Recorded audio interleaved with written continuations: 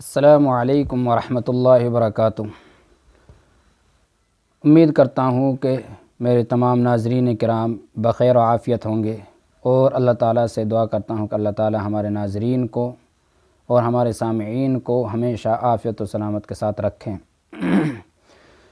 میرے بھائیو، ہم جانتے ہیں اور ہم خوب دیکھ رہے ہیں کہ آج کل ہمارے معاشرے میں خصوصاً نوجوان نسل میں کتنا بگاڑ پھیلا ہوا ہے، اور خاص طور سے سوشل میڈیا کے ذریعے، اس موبائل کے ذریعے ہماری نسلوں میں خصوصاً ایک بربادی کی لہر چلی ہوئی ہے، ایک بربادی کی ہوا چلی ہوئی ہے۔ ہم چاہتے ہیں کہ ہمارے نوجوان اور ہمارے بہت سارے وہ بھائی کہ جو مسلمان ہیں، دین سے تعلق رکھنے والے ہیں، لیکن دین سے غفلت میں ہیں، اپنے مقصد کو نہیں پہچان پا رہے ہیں، ہم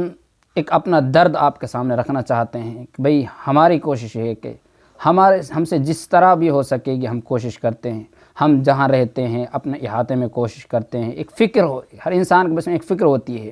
تو وہ کرتا ہے، تو ہم ایک کوشش تو یہ ہے کہ بھئی ہم جہاں رہتے ہیں ہم اپنی وہاں کام کریں، وہ ہم الحمدللہ کر رہے ہیں جیسا ہم سے ہو رہا ہے۔ باقی ایک کوشش اور ایک فکر ہم نے یہ لی ہے کہ ہم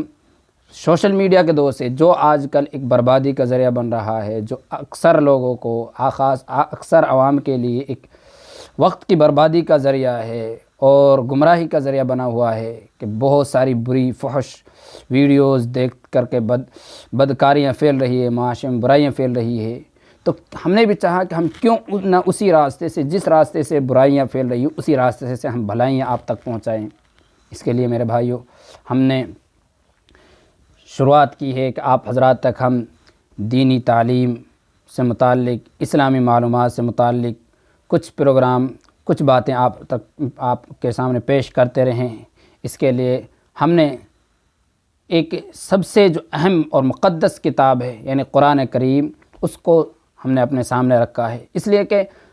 اللہ تعالیٰ نے قرآن کریم میں پہلے ہی آیات میں، پہلی ہی صورت میں یہ بتلا دیا، شروع قرآن میں یہی بتلا دیا کہ یہ قرآن انسان کی ہدایت کے لیے ہے، یہ تمام لوگوں کی ہدایت کے لیے ہے۔ ذالک الکتاب لا ریب فیہ ھدی للمتقین۔ ہدایت کا راستہ اگر بندے کو تلاش کرنا ہے، اگر صحیح راہ پر چلنا ہے تو اس قرآن کو اپناؤ، یہ قرآن ہمیں صحیح راستے پر پہنچا دے گا۔ میرے بھائیوں، ہم غور کریں کہ ہماری زندگی کتنی بیکار گزر رہی ہے اور کتنی ہمارے کام میں گزر رہی ہے۔ ہم آخر اس پر سب سے پہلے تو اس پر غور کریں کہ ہمارا مقصد کیا ہے اس دنیا میں۔ دیکھو، دنیا کے اندر زندگی تو انسان بھی گزار رہے ہیں، جانور بھی گزار رہے ہیں، اور اللہ کی دوسری مخلوق بھی زندگی گزار رہی ہے، لیکن ان کا مقصد کیا ہے اس پر غور کریں۔ اب اگر اپنا مقصد کا ہی نہیں پتہ کہ ہمارا مقصد کیا ہے تو میرے بھائی ہمارا زندگی گزارنا، پھر ہم میں اور جانوروں میں فرق کیا رہا؟ آپ غور کر کے بتلائیں۔ ہر انسان، میری آپ تمام سے گزارش ہے، تمام سے یہی گزارش ہے کہ ہر بندہ، میں بھی، آپ بھی، ہر بندہ اپنے بارے میں غور کرے کہ میں کیا کر رہا ہوں، میری زندگی کیسے گزر رہی ہے اور کیسے گزرنی چاہیے تھی۔ ہم سب جانتے ہیں کہ بھئی یہ زندگی عارضی ہے، ختم ہونا ہے، سب کو جانا ہے، لیکن آخر جانے کے بعد بھی کوئی نظام ہے؟ یہاں سے جا رہے ہیں تو کیا آگے کوئی نظام ہے؟ آگے بھی کچھ ہوگا؟ تو ہم مسلمان ہیں، اگر آپ بھی مسلمان ہیں تو آپ کا بھی یہ عقیدہ ہے کہ بھئی ایک دن ہم سب کو مرنا ہے، اور مرنے کے بعد میں ہمارا عقیدہ ہے کہ قبر میں جانا ہے، قبر کی ایک زندگی، مستقل زندگی گزارنی ہے، اور اس کے بعد میدان محشر اور آخرت کی ایک مستقل زندگی ہے جہاں حساب کتاب ہوگا، جہاں پر ایک دوسرے کے اعمال جہاں پر سارے لوگوں کے اعمال کا حساب کتاب ہوگا اور اس کا پھر بدلہ دیا جائے گا۔ ایک جنت کا ہم عقیدہ رکھتے ہیں، ایک جنت ہے، ایک جہنم ہے۔ جو اپنی زندگی کو صحیح طور پر گزار کے جائیں گے ان کے لیے جنت، اور جو نافرمانی کر کے گزار کے جائیں گے، اللہ تعالیٰ کی نافرمانی میں زندگی گزاریں گے، ان کے لیے جہنم ہے۔ یہ ہمارا عقیدہ ہے، اور یہ قرآن نے بتلایا ہے، حدیث نے بتلایا ہے، تو یہ سب ہم جانتے ہیں۔ بھئی ایک مسلمان ہونے کے ناطے، مسلمان ہونے کی حیثیت سے میں یہ عقیدہ رکھتا ہوں، آپ بھی عقیدہ رکھتے ہیں۔ اگر آپ مسلمان ہیں تو آپ کا بھی عقیدہ ہے اور ہونا چاہیے، اگر نہیں ہے تو ہم مسلمان نہیں ہیں۔ تو ہمارا یہ عقیدہ ہے، تو پھر اب ہم یہ غور کریں کہ ہم اس زندگی کے لیے ہم کر کیا رہے ہیں۔ معاشرے میں کتنی برائیاں پھیل رہی ہے، کتنی نفرتیں، ایک دوسرے سے نفرت، ایک دوسرے سے دشمنی، آپس کا پیار محبت کا رشتہ ختم ہو گیا۔ تو اس کے لیے میرے بھائیوں ہمیں قرآن کو پڑھنا پڑے گا۔ قرآن کو دیکھیں کہ قرآن سے انسان کی زندگی کی کامیابی کے لیے ایک واحد راستہ، قرآن اور حدیث، دو چیزوں کو اپنا لیا جائے تو انسان کامیاب ہو جائے گا۔ اس کے ساتھ ساتھ پھر اپنی زندگی، اللہ تعالیٰ نے قرآن کریم میں بیان کیا ہے، لَقَدْ كَانَ لَكُمْ فِي رَسُولِ اللَّهِ أُسْوَةٌ حَسَنَةٌ، کہ تمہارے لیے، تمہارے زندگی گزارنے کے لیے اگر تمہیں اپنے لیے کوئی آئیڈیل، کوئی نمونہ تلاش کرنا ہے تو تمہیں کہیں جانے کی ضرورت نہیں ہے، اپنے نبی کی زندگی کو دیکھو، اپنے پیارے رسول کی زندگی کو دیکھو۔ تو ہمیں اپنی زندگی کو ہمیں غور کرنا ہے، سب سے پہلے تو اپنی زندگی کے بارے میں، پھر اب ہمیں یہ فکر کرنی ہے کہ ہم اس پر چل کیسے سکتے ہیں، اس راستے کو اپنا کیسے سکتے ہیں جو ہمیں صحیح جگہ تک پہنچا دے۔ اس کے لیے کوئی مشکل کام نہیں ہے۔ جن راستوں سے ہم برائیاں حاصل کر رہے ہیں، جن راستوں سے ہم برائیوں میں پھنس رہے ہیں، آپ اگر کہیں بھی نہ جاؤ، انہی راستوں میں تلاش کرو گے تو انہی راستوں میں آپ کو صحیح راہ بھی مل جائے گی۔ یعنی کہنے کا مطلب یہ ہے کہ اسی سوشل میڈیا کے ذریعے اگر آپ دینی معلومات حاصل کرنا چاہو، قرآن کو سمجھنا چاہو، قرآن کو پڑھنا چاہو تو انہی سے سیکھ سکتے ہو۔ قرآنی معلومات حاصل کرنا چاہو، اسلامی معلومات حاصل کرنا چاہو، اکابرین کے، ہمارے بزرگوں کے واقعات، ان کی زندگی کے بارے میں سننا چاہو، غور کرنا چاہو، پڑھنا چاہو، اور میں اس لیے کہہ رہا ہوں کہ